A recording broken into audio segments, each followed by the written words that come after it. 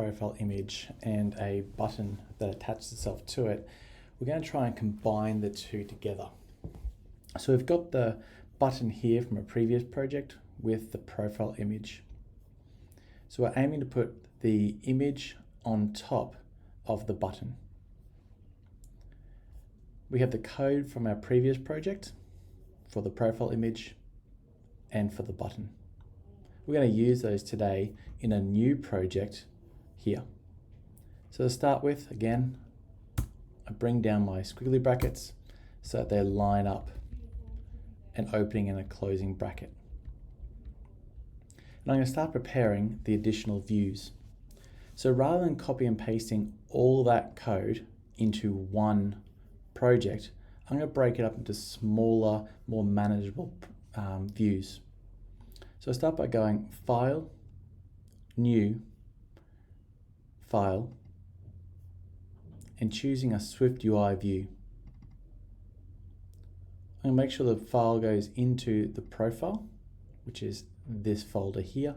So it's in with these files. I'm going to call the view Love Button View. And if I resume this, you'll see it there has another view that we're seeing in the preview, Hello World as normal.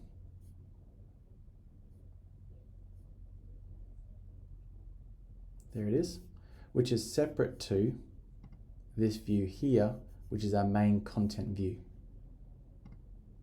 So again, I like preparing my squiggly brackets. And I'm going to go over to my button and copy the code from the body and paste it into the body of the Love button. And we should look exactly the same as it did in the previous application. We'll do the same thing for the profile image, profile image view. Note that I'm not using any spaces for the file names, so the name of the view also has no spaces because it doesn't allow for them. I'll replace them with underscores, which is painful to be typing out. So again, over to my profile image, copy and paste. Backspace so everything lines up nicely. Code that lines up is just easier to read and easier to find where errors may have happened. So as we resume this, we'll see the profile image appears as we did in the previous application. And now we can go back into our content view. So if I'm placing these objects above and below each other, as we did in our design, I'm going to need a VStack. Now open a squiggly bracket and hit enter immediately. So it creates a closing bracket for me immediately. We need a closing bracket for every single view, every single opening squiggly bracket. Now you may get an error as you saw just then. That's because this is an empty stack. Every stack that you make must have something inside of it. Normally you have something like Hello World sitting in the middle. For now though, we'll actually call upon our profile image view. You can see it's now available to us, and with two brackets, it'll create the profile image. Underneath, we have a Love Button view, and there's our button. Now, because the frame is so high, the Love button has been pushed down to the bottom. That's because we said that the width of the circle was going to be 150. While the circle is still only 100 high, the frame itself is still as high as the available space.